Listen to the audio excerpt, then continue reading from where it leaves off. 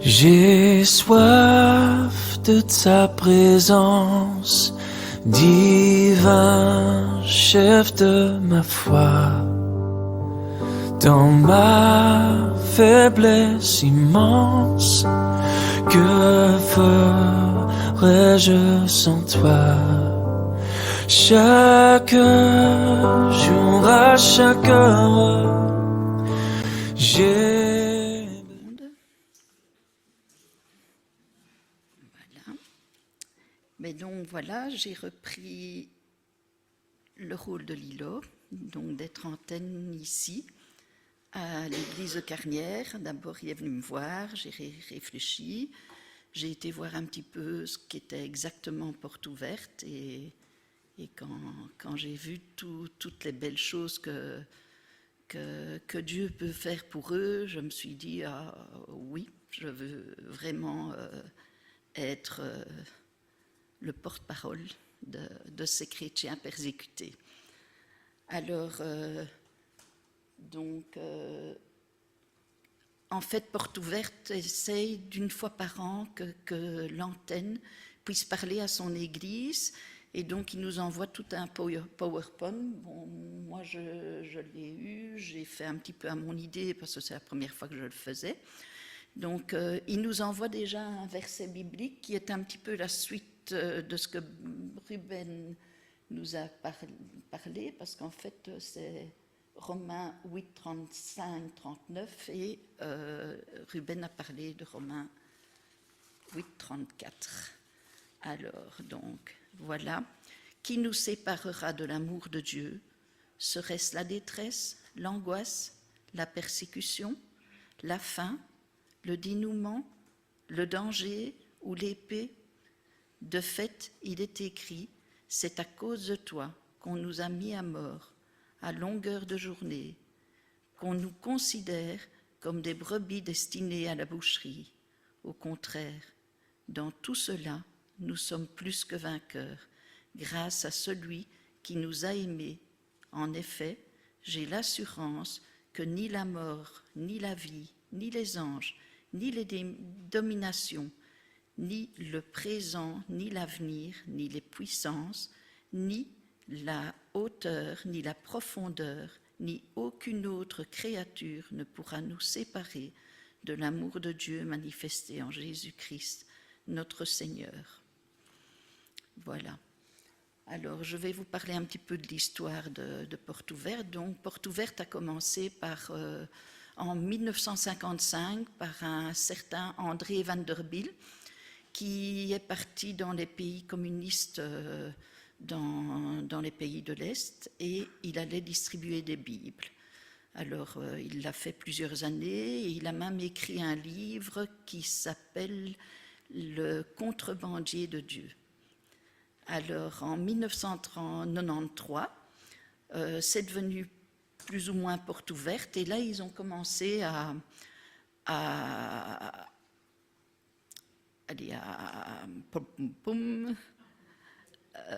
mettre le tableau donc avec les persécutions. Et donc en 93, il y avait plus ou moins 50 pays. Et aujourd'hui, il y en a plus de 70 qui sont persécutés. Alors bon, Audrey, une fois, nous avait rappelé un petit peu qu'il y a 365 millions de chrétiens persécutés qui sont... en fait, il y a 365 millions de chrétiens persécutés en 2024. Alors, pour un petit peu vous se rendre compte, il y a 13 chrétiens tués par jour. Alors, il y a 14 766 églises ciblées, dont 10 000 en Chine. 4 125 chrétiens détenus, dont la moitié est en Inde. Et 3 906 chrétiens kidnappés, dont 3 000 au Nigeria. Alors, je voulais dire aussi que Porte Ouverte donc, les soutient beaucoup. Alors, donc c'est surtout dans la prière, donc ils essayent de donner ces chiffres, de donner des témoignages dans les églises pour qu'on puisse prier régulièrement pour eux. Alors, ils distribuent régulièrement encore des Bibles, ils vont régulièrement dans les pays, même les plus ciblés en dictature, où ils pourraient même mourir en y allant. Mais ils continuent, ils ont une grande équipe et donc ils vont distribuer des Bibles, ils font des formations bibliques, ils les aident aussi à sortir des déchirures psychologiques, etc., quoi. Alors, on peut faire aussi, en fait, ils organisent aussi des pétitions, et pour le moment, il y en a une qui est en route. Donc, ils demandent la fin des violences en Afrique subsaharienne. Donc, l'Afrique subsaharienne, c'est dans le sud du Sahara. Elle est séparée écologiquement des pays du Nord par un climat rude du plus vaste désert chaud du monde. Et donc, en 2026, en fin 2026, ils aimeraient montrer cette pétition à l'Union africaine, aux Nations unies et à d'autres organisations internationales, aux gouvernements internationaux du monde entier. Et ils aimeraient pouvoir montrer au moins 1 million de signatures. Donc, voilà. Alors aussi, on peut faire un don. Et par exemple, avec 10 €, vous offrez une Bible à un chrétien d'Afrique subsaharienne. Avec 60 €, vous offrez du matériel d'études bibliques à 2 chrétiens. Et avec 100 €, vous offrez leur première Bible ainsi qu'un accompagnement spirituel à 5 chrétiens nouveaux convertis.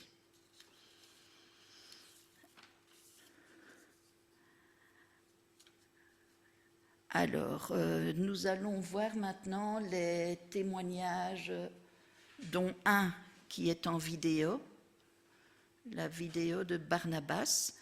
Alors, ce que je conseille, c'est de mettre la vidéo. Ensuite, moi, je lis ce pourquoi il aimerait qu'on prie pour lui. Et j'aimerais qu'une personne, à chaque fois, prie pour un des témoignages. Il y en aura 4. Voilà.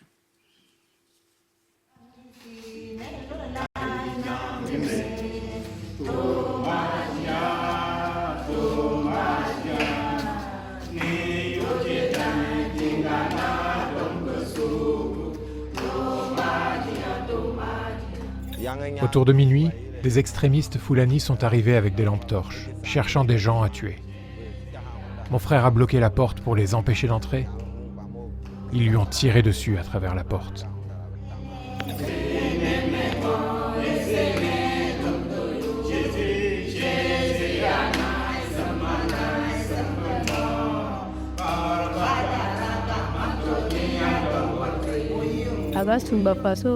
La mine a explosé, faisant trembler le sol. Je me suis précipitée. J'ai vu au sol le corps de mes 2 enfants, sans vie.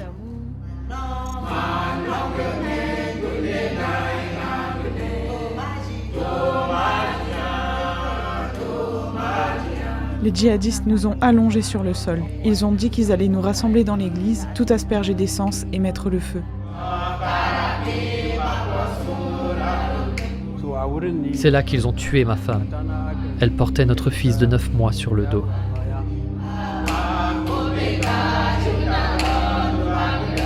Mon mari dormait quand ils ont pénétré dans la maison. Ils l'ont abattu.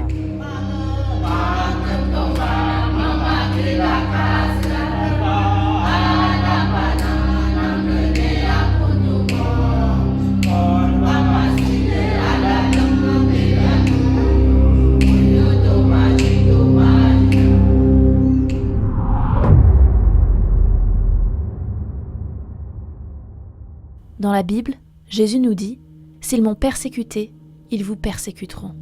La persécution n'est pas une chose du passé, de l'Église primitive. C'est une situation actuelle que vivent plus de 365 millions de chrétiens à travers le monde. Et ces dernières années, la violence extrême envers les chrétiens se concentre particulièrement en Afrique subsaharienne. 16,2 millions de chrétiens sont actuellement déplacés dans cette région du monde. Nous nous sommes rendus à la rencontre du pasteur Barnabas, dans un camp de déplacés de Benue, au Nigeria. C'est ici que nous vivons, dans un camp de déplacés internes. Cela fait environ 4 ans maintenant, presque 5. Tous les gens que vous voyez ici, nous sommes tous chrétiens. Et nous sommes déplacés à cause des violences. Nous pensons qu'ils sont contre les chrétiens. Lorsqu'ils viennent nous attaquer, ils nous appellent Kapari. Cela veut dire des sans religion. Pour eux, nous sommes des moins que rien. Ils ciblent directement les chrétiens. Barnabas a perdu l'un de ses frères et sa belle-sœur lors d'une attaque. Lui-même a été gravement blessé au bras. Il en garde les séquelles. Dans ce camp, de nombreuses personnes sont affectées. Beaucoup sont blessés. Beaucoup ont été tués. Leurs proches ont été tués. Combien d'entre nous, rassemblés ici, ont fui à cause des attaques? Levez la main si vos enfants ne peuvent pas aller à l'école. Lorsqu'on a faim, on perd confiance en Dieu. Lorsqu'on est malade, on perd confiance en Dieu. Leur esprit a été découragé de Dieu. Personne n'en parle. Nous restons dans l'ombre, comme si nous avions été rejetés. Posez-vous la question, si votre frère était à terre, que feriez-vous? Si vous voyez votre mère en difficulté, que feriez-vous? Vous trouveriez ça terrible. Alors imaginez ce que ressent votre frère qui vit là-bas. En tant que pasteur dans le camp, moi aussi je suis déplacé. Je n'ai rien à leur donner. Je ne peux que prier et partager la parole de Dieu avec eux. Jusqu'à présent, nos yeux sont tournés vers lui. Jusqu'à présent, notre espoir repose sur lui. Nous plaçons notre confiance en lui. Dans la lettre aux Romains, l'apôtre Paul écrit à des chrétiens vivant dans le feu de la persécution. Il leur dit « Qui nous séparera de l'amour de Christ ? Serait-ce les épreuves, les angoisses, la persécution, la faim, le dénuement, le danger ou les armes ? Car il est écrit « C'est à cause de toi qu'on nous met à mort tout le jour, qu'on nous regarde comme des brebis destinées à la boucherie. Mais dans toutes ces choses, nous sommes plus que vainqueurs par celui qui nous a aimés. Car j'ai l'assurance que ni la mort, ni la vie, ni les anges, ni les dominations, ni les choses présentes, ni les choses à venir, ni les puissances, ni la hauteur, ni la profondeur, ni aucune autre créature ne pourra nous séparer de l'amour de Dieu manifesté en Jésus-Christ, notre Seigneur. » C'est cette promesse de notre Dieu qui anime nos frères et sœurs, alors qu'ils sont au cœur de la fournaise. Nous croyons qu'il est grand. Il agira. Il fera plus que ce que nous imaginons.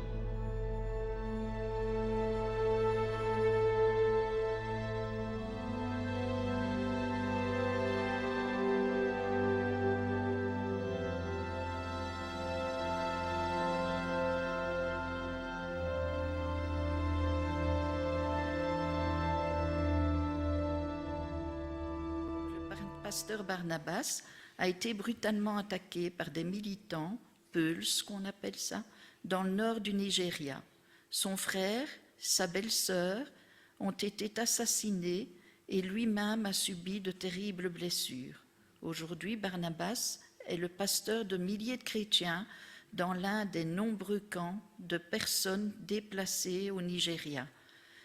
Les conditions sanitaires y sont épouvantables et les chrétiens sont confrontés à des dangers tous les jours. Malgré cela, le pasteur Barnabas reste confiant dans la bonté du Seigneur. Dans le camp, il prend soin de son troupeau et avec le soutien des partenaires locaux de Porte Ouverte. Alors, il aimerait qu'on prie pour qu'il reste confiant dans l'amour, la puissance et la bonté du Seigneur.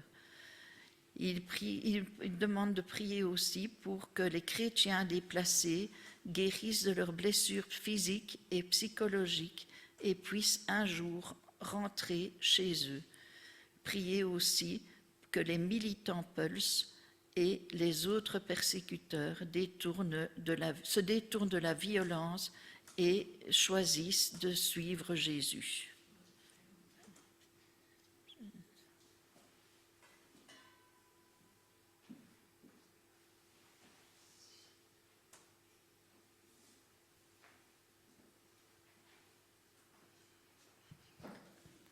Seigneur, je voudrais te prier pour Barnabas, mais non seulement pour toutes les personnes, Seigneur, qui se retrouvent dans ces campements, qui sont dans des conditions terribles, Seigneur, pour ton nom. Mais Seigneur, rien ne nous séparera de toi, ni la persécution, ni les angoisses, Seigneur, ni tout le mal, Seigneur, que ces personnes vivent. Merci parce que ton amour demeure. Je voudrais te les porter en prière, Seigneur, te demander, s'il te plaît, de guérir leurs blessures physiques dans leur cœur, qu'ils puissent spirituellement, Seigneur, tenir bon, qu'ils puissent rester attachés à toi et ne pas douter, Seigneur, au milieu de toutes ces persécutions, Seigneur. Donne-nous, Seigneur, à nous aussi un cœur pour nous souvenir de ça, nous souvenir de prier pour tous nos frères qui souffrent. Je te prie pour toutes les familles qui se trouvent là, pour tous les petits-enfants, pour toutes les personnes aussi qui sont peut-être âgées, pour tous les adultes, Seigneur, qui vivent, Seigneur, qui sont victimes, Seigneur, de tout cela. Et Seigneur, je te prie d'avoir compassion aussi des personnes qui les persécutent, de bien vouloir, Seigneur, les attirer à toi. Parce que je veux me souvenir de Paul, Seigneur, aujourd'hui. Je veux me souvenir de Paul et ce que tu as fait de lui. Et aujourd'hui, nous le lisons tous, Seigneur, dans ta Bible, que lui, il a parlé de toi, alors qu'il avait fait du mal. Il avait fait tant de mal, Seigneur, mais toi, tu l'as changé. Et je te prie aussi pour que ça se passe dans le cœur, Seigneur, des personnes qui font du mal à nos frères et sœurs. Protège-les, Seigneur, et surtout qu'ils restent attachés à toi. Vraiment, Seigneur, qu'ils restent attachés à toi. En ton nom, Seigneur Jésus. Amen. Amen. Merci, Seigneur. Alors j'ai le témoignage aussi de Jérôme. Voilà, l'inquiétude se lit sur le visage de Jérôme. Depuis son arrivée dans le camp de déplacés, il a l'impression d'avoir perdu le contrôle de ses enfants, adolescents. Il n'y a jamais assez à manger, mais ils ne peuvent pas rentrer chez eux. Cette famille fait partie de 16 millions de chrétiens déplacés par de violentes persécutions en Afrique subsaharienne. Les terroristes ont tué mon fils, dit Jérôme. Ils ont brûlé ma moto et ma maison. Se procurer de la nourriture est notre principal problème aujourd'hui. Il ajoute, il est très difficile d'élever mes enfants adolescents ici. Ils imitent le mauvais comportement des autres. Nous perdons le contrôle. Il y a des grossesses non planifiées chez les adolescentes et nous n'avons pas assez d'argent pour les envoyer à l'école. Si les enfants ont un téléphone, ils ne diront pas honnêtement comment ils l'ont obtenu. Priez pour que les besoins quotidiens de Jérôme en nourriture et en sécurité soient satisfaits. Priez aussi pour les adolescents de Jérôme afin que leur vie soit remplie d'objectifs et d'espoir. Et demandez à Dieu de renforcer la foi de Jérôme au milieu des difficultés et de la persécution. Si quelqu'un pouvait...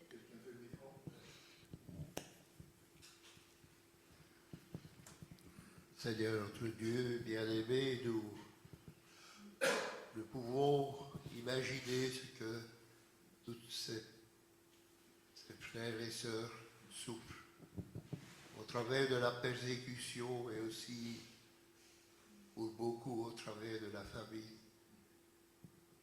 au travers des meurtres qui sont accomplis contre plusieurs familles, des enfants, des hommes, des femmes qui sont tués, Seigneur. Seigneur, nous voulons te remettre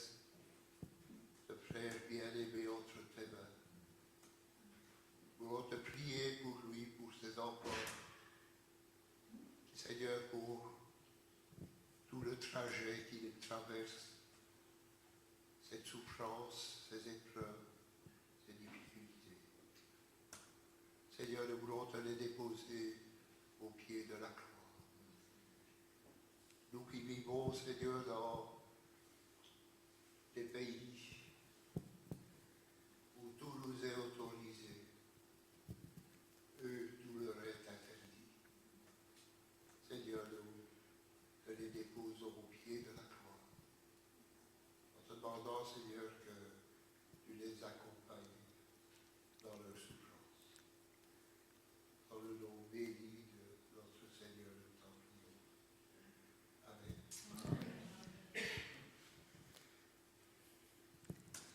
Alors nous avons Déborah.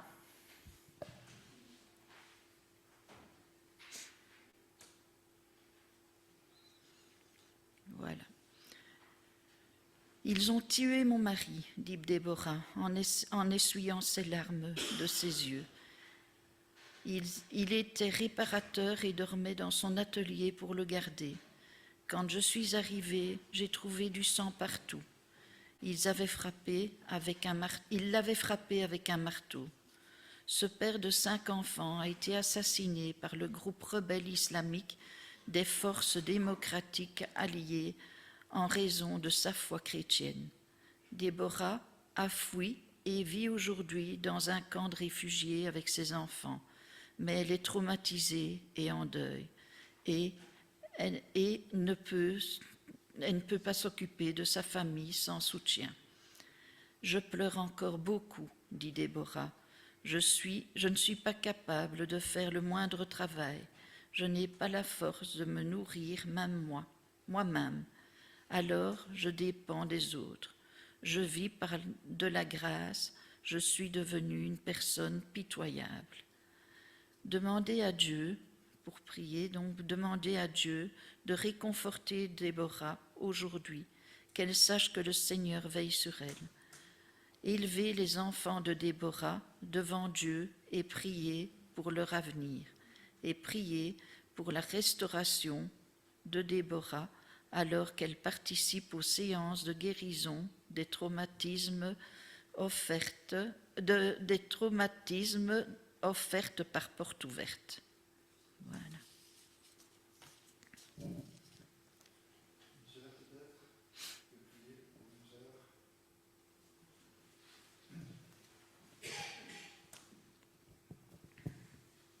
Seigneur, toi qui es le créateur du ciel et la terre, Seigneur, je demande que tu aides Déborah.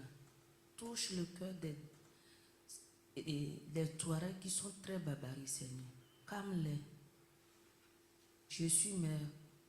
Je viens de l'Afrique. Je sais que ce que ça peut de ne pas trouver à manger. Seigneur, fais en sorte que cette famille soit à la paix. Bénis-la. Trace un chemin pour protéger les chrétiens. Ça a été toujours comme ça au Nigeria des années, Seigneur. Que ton esprit puissant descende et calme le peuple Touareg, Seigneur. Bénis-le, veille sur eux, au nom puissant de Jésus. Amen. Amen. Alors nous avons le témoignage de Jonathan, le dernier.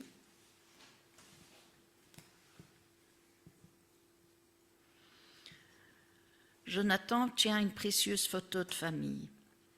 Elle lui rappelle les temps heureux, avant que sa mère, son père et la plupart de ses frères et sœurs ne soient assassinés dans leur maison. Aujourd'hui, Jonathan vit avec son frère de 17 ans, Kambal, dans un camp de réfugiés. Kambal est profondément traumatisé. Il a vu sa famille se faire tuer par des militants des forces démocratiques alliées. Il est difficile pour mon frère d'en parler, explique Jonathan. Il s'est caché, mais il a tout vu. Jonathan cherche du travail et espère pouvoir gagner suffisamment pour se nourrir et prendre soin de son frère. Ma vie spirituelle a changé depuis la mort de mes parents, ajoute Jonathan. Parce que je dois travailler et gagner de l'argent, je n'ai pas le temps d'aller à l'église. Priez pour que les survivants traumatisés, comme Kambal, demandez à Dieu de les guérir et de les restaurer. Priez pour Jonathan pour que ses besoins physiques soient satisfaits et qu'il puisse retourner à l'église.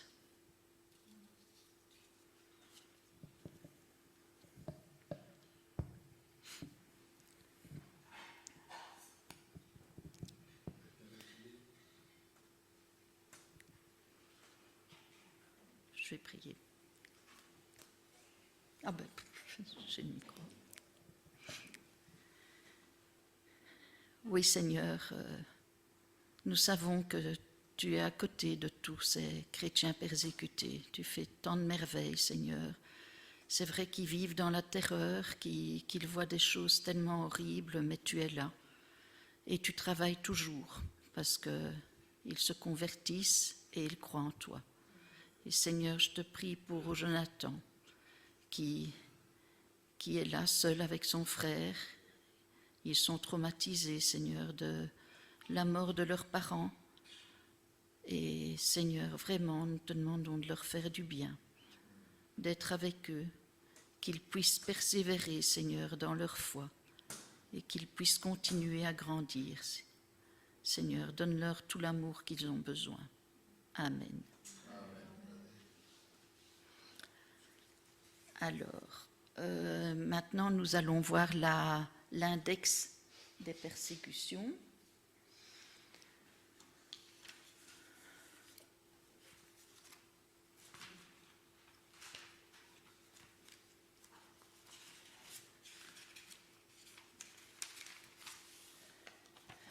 Voilà, donc en rouge, c'est toujours des persécutions extrêmes, donc en orange, c'est toujours très forte, et en jaune, c'est des persécutions, mais bon, qui sont quand même fortes aussi.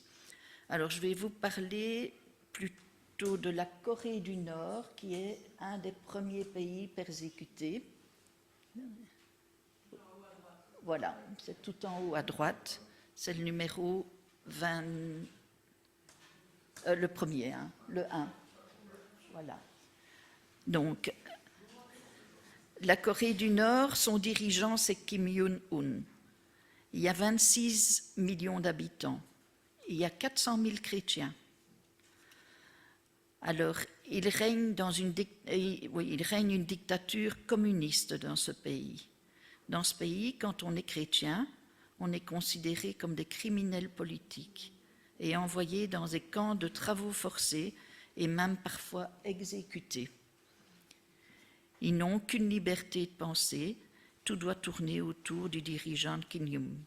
Les enfants, c'est atroce parce que à chaque fois qu'ils vont quelque part, à l'école ou dans des stages, etc., ils doivent prier devant la photo de Kim Jong et vraiment honorer Kim Jong. Alors, les chrétiens de Corée demandent qu'on prie beaucoup pour leurs enfants, pour qu'ils puissent continuer à enseigner la parole de Dieu.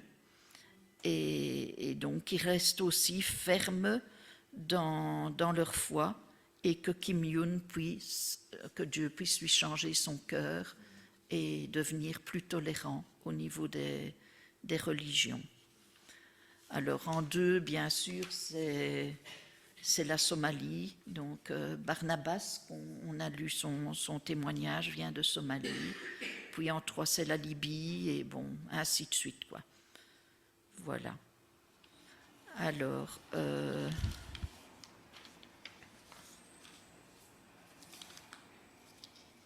oui, dans la plupart des pays, en fait, c'est beaucoup des pays islamiques. Et donc, la religion prend le dessus.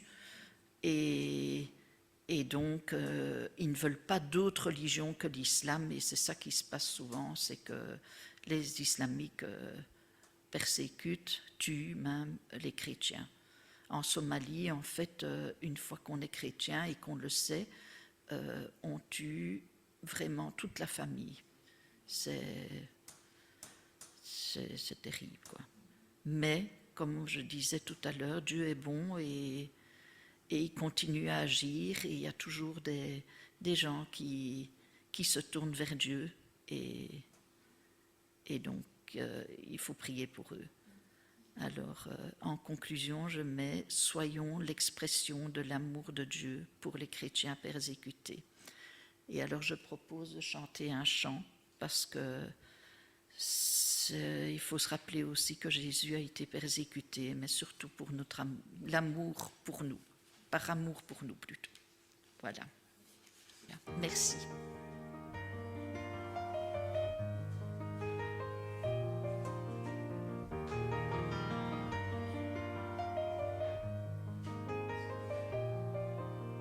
Trois croix sont dressées sur le mont Golgotha. Trois sont condamnés à mourir sur le bois.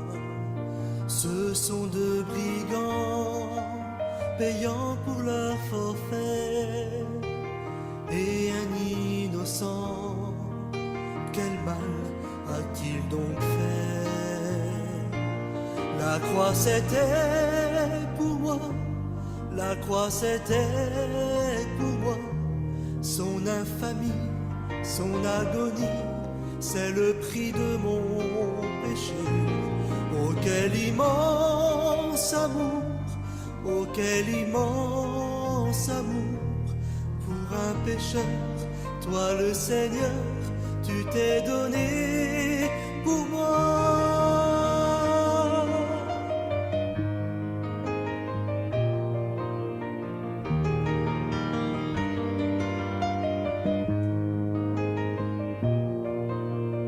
Voyez-le souffrir, Dieu l'a abandonné.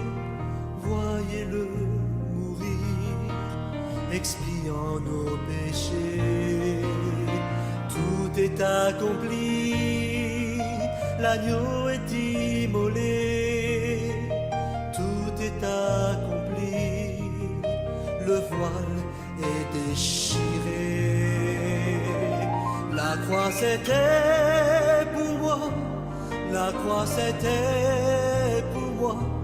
Son infamie, son agonie, c'est le prix de mon péché. Oh quel immense amour, oh quel immense amour. Pour un pécheur, toi le Seigneur, tu t'es donné pour moi.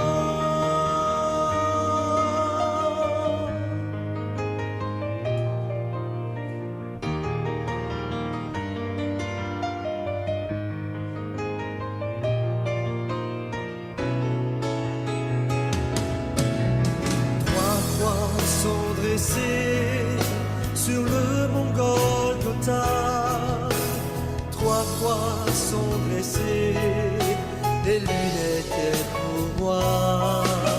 C'est le Fils de Dieu, lui le seul innocent. C'est le Fils de Dieu qui prend mon châtiment. La croix c'était pour moi, la croix c'était pour moi. Son infamie, son agonie, c'est le prix de mon péché. Oh quel immense amour, oh quel immense amour. Pour un pécheur, toi le Seigneur, tu t'es donné.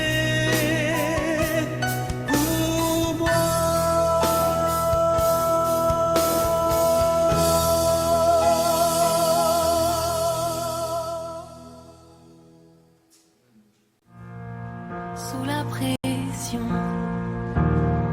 sous la tension,